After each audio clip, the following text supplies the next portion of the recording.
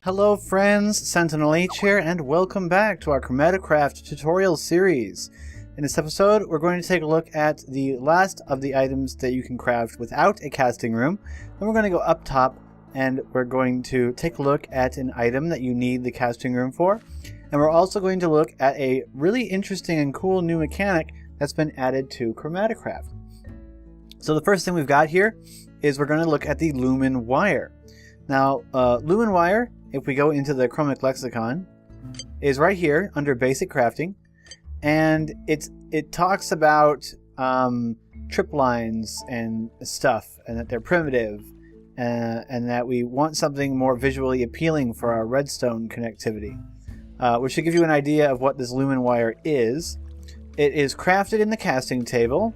It can be crafted in a rank 1 casting table for 3 cobblestone, 2 obsidian, a glowstone dust, and a Nilla crystal shard. It has to be the blue one.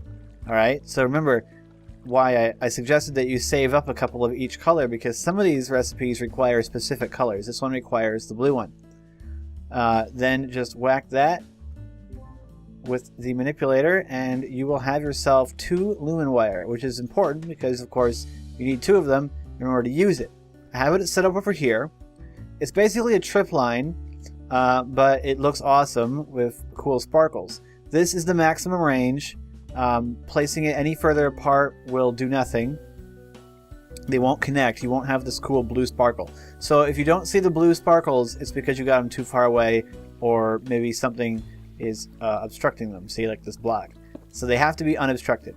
You can place these vertically, and they work just the same. So that's pretty neat. So you can place them vertically. Don't know why you'd really want... I mean, I could probably think of some reasons why you might want to, even if you're just doing it because they look darn cool. But when you step into the beam changes to these cool pulsing kaleidoscopic things, and a redstone signal is output on both sides of the Lumen Wire. So that's what it does. It gives you a redstone signal on each side of power 15. It's a trip line, but it's an awesome looking trip line. So that's what the Lumen Wire is. It's pretty cool.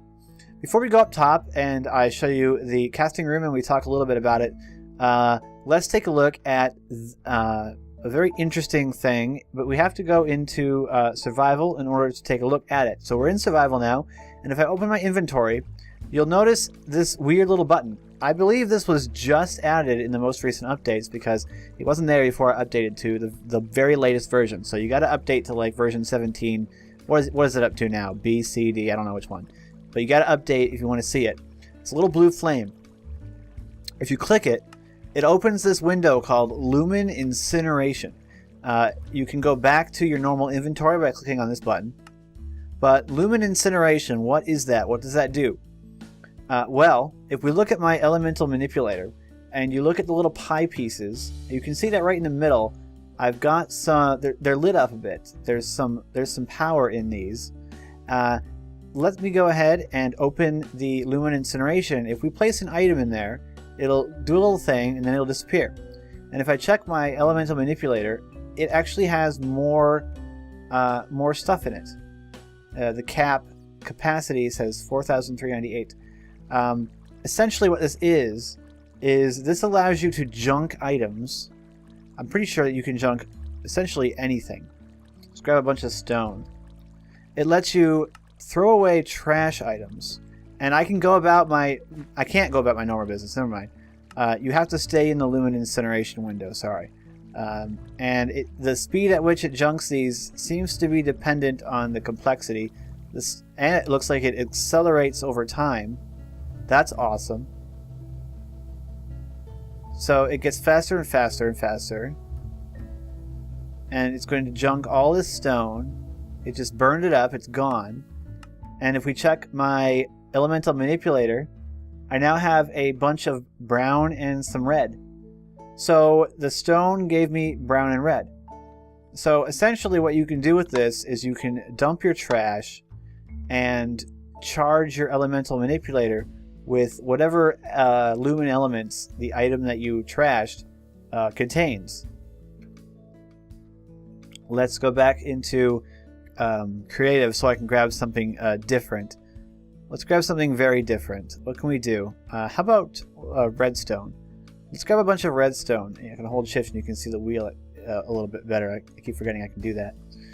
We'll go back here and we'll Lumen Incinerate some redstone, and maybe we can see it while it happens. Yeah, we can see that this capacity number is increasing, and we are gaining yellow and lime green from incinerating this redstone. Very cool. Now it looks like these other ones are decreasing, but I don't think they're actually decreasing. I think that because they're now a smaller percentage of the total stored in this thing, the little pie pieces are getting smaller.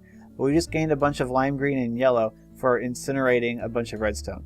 So Lumen Incineration, it lets you junk stuff, and in order to charge your Elemental Manipulator with elements. So very, very cool.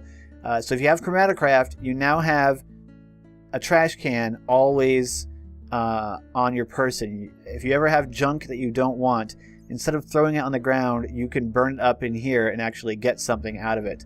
Presumably you need to already have your Elemental Manipulator in order for this to work. If I throw it away, do I still have access to it? Yes, I do. But I don't think it's going to do anything because I don't have a manipulator to charge. So once you get your manipulator, you can use this as a trash can and you'll get stuff out of it. Pretty darn sweet. I think that's only in the most recent update. So update your ChromatiCraft because it gets cooler every time. I really think that's a really neat concept. That's very cool. And it's definitely going to come in handy when you go mining and you end up with tons of cobblestone that you don't want and gravel. So that's really neat. So now we're flying over here. I've built a casting room. If you want to see a detailed step-by-step of building this, I do have that already in a video. That's one of the earlier videos from years ago. The building of this has not changed. So go and watch that video. I built it from the ground up so you can see. It's also in the Chromic Lexicon, obviously, at the bottom, right here, basic casting room. And it's right here. This is what it looks like. And you can either do the 3D view or the 2D view and go through the layers. But this is the casting room. So we need the casting room to craft higher level items. Stupid meteors. If you remember, our casting table used to have a red circle with a line through it over this second diamond, but it no longer does. That's because it's recognized this as a proper casting room. Basically, when you build your casting room, place your casting table in the middle, and if that circle does not go away, something is wrong with your casting room. But this one is perfectly fine, and it's well built, and it works. The item that we're going to be crafting, or casting, is the heat lily. It's a decently useful little thing. Essentially what it is a heat source. But it's a heat source that you can place on the ground or on the water, and it looks cool, and it produces heat. So it melts ice and it prevents water from freezing. That's what it's for. So it's very cheap.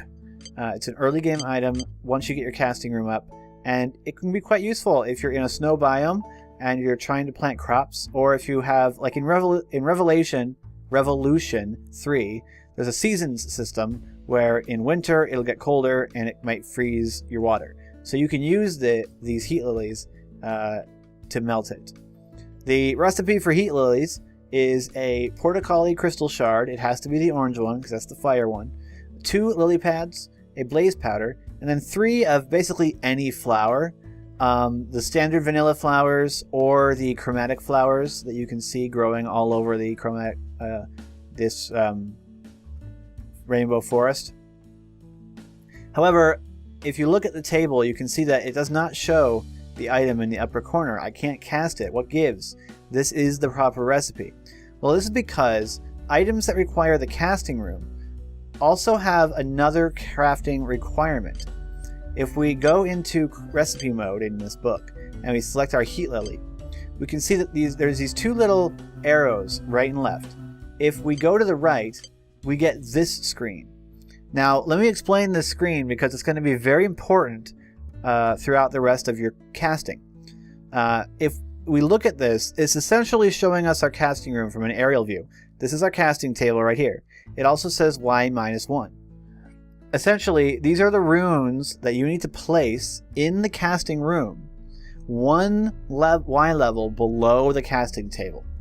So if this is the layer with the casting table on it, we need to go 3 blocks away from our casting table and 1 layer down and put in some portacali crystal runes.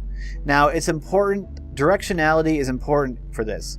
The book always displays these as if north is at the top.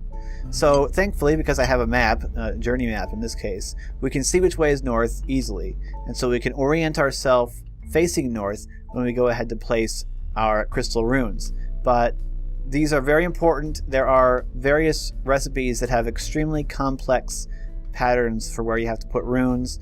And make sure you're facing north when you do it, otherwise you'll do it wrong and you'll be pulling your hair out having to redo it all. So what we need to do is count 3 blocks to the left and 3 blocks to the right and place down a portacali crystal rune. Now I had to break a crystal and stone block, and you might think to yourself, well, hey, I just broke the multi-block for the temple, how come this works? It's because runes can be placed in place of the crystal and stone, and the game will still recognize this as a casting room. So that's not a problem. And a lot of these recipes are going to have you placing different runes in different places. And that's just the way it goes. So, you know, make yourself a nice amount of runes. You're going to need them. Now that I've placed those 2 runes, we can see the heat lily shows up in the upper right corner. And I can whack this with the Elemental Manipulator. And we get a nice little light show. And it gets crafted. There's our heat lilies. So let's go ahead and use these heat lilies. There's no ice around here, so we'll just go ahead and place some of our own. So I got some ice, and I'll just go down here into the water and we'll place some ice. Hopefully it doesn't melt by itself. So now we've got some ice planted. And I'll just put down this heat lily, and I can put it on the water, and I can put it on the... I can't put it on the ground actually. So it has to go on the water. That's fine. That's what the lily pads are for, I guess. And this heat lily is producing heat in an area around it and melting the ice. Place another one and it'll probably speed it up. But as you can see, it's melting the ice. And so heat lilies will prevent water from melting. So if you've got some water that's really important that it doesn't melt, you can place heat lily on it and it won't melt. I mean, that it doesn't freeze. You can put a heat lily on it and it won't freeze. What are these glowing roots? See, I'm finding stuff that even I don't know about, but glowing roots are some sort of world gem. So that's the heat lily. It's pretty neat. Now let's cast something else. Something that's really important later on. We'll go in the book and we'll craft ourselves an item casting stand. You're gonna need a lot of these. If you look at the casting room, you can see these little single blocks here.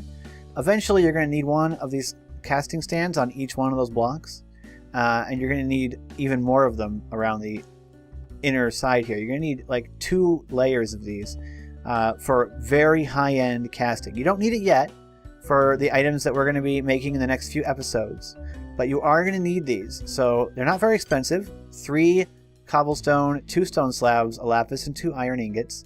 So go ahead and make yourself as many of these as you feel like you want to make, because you know you're going to need them, and you know you can make them whenever. There's no you don't have to wait until you absolutely need them to do it. That's the recipe if I remember correctly. Yep, 2 iron ingots. Doo-doo. I will go ahead and place these in here, and just like the heat lily, it's not going to show up in the upper right corner. Because once again, items at this stage require runes. So if we go over here, we can see that we need 2 of the purple runes and 2 of the black runes. So we'll go in here and we'll grab 2 of the Kuro crystal runes and 2 of the Zambaro crystal runes. And we'll go back into our book and we'll see where we have to place them. These need to go 2 to the left and 1 to 3 down. Alright, so we'll go ahead and do that. So 1, 2 to the left, 1, 2, 3 down puts us right here. And then the same location over here. And then the curl ones right here and right here. Now if we go in here, we're still not able to craft it. Let me go ahead and see if we have to replace these portacali runes. Nope, I didn't think we did. It must mean I placed these incorrectly. So we'll go and look at it. Ah, here's my problem. My problem was I didn't look at the y equals 0. So for this recipe, we don't actually sink these into the ground. I can actually put these portacalis back for the heat lilies. I wasn't supposed to sink these ones into the ground. These ones are supposed to be on the same Y level as the casting table. So make sure you look at that Y level, Y equals, because that's what that was my mistake. Now if we go in here, we can see we can craft the item casting stand. And so it doesn't matter that these portacali runes are still here from the other recipe. You can leave them there. As long as there is a Kuro rune here and over here, and a Zambara rune here and over here, this recipe will craft. And there we go, an item casting stand. Now, just like before, if you take a chest and you place it right next to the casting table, it will take the items you craft and put them automatically into the chest. Alright, that's still a thing, that still works. And then, you know, eventually we'll need to place these casting stands every other block all the way around this thing.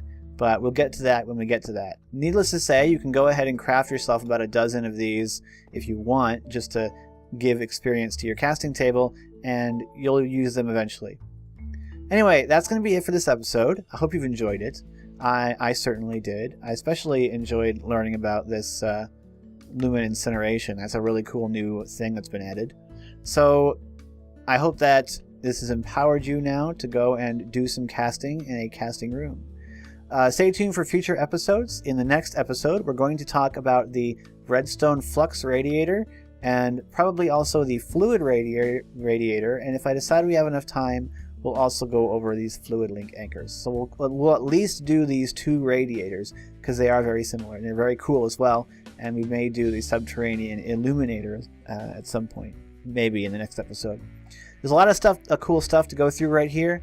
And so I hope you will stick around for all of that. So thank you so much for watching. Like and comment the video if you did enjoy it. Comments, of course, if you have any questions about the stuff that I covered. Comments are the great place to ask, because then everyone else can see what you asked and then see the answer.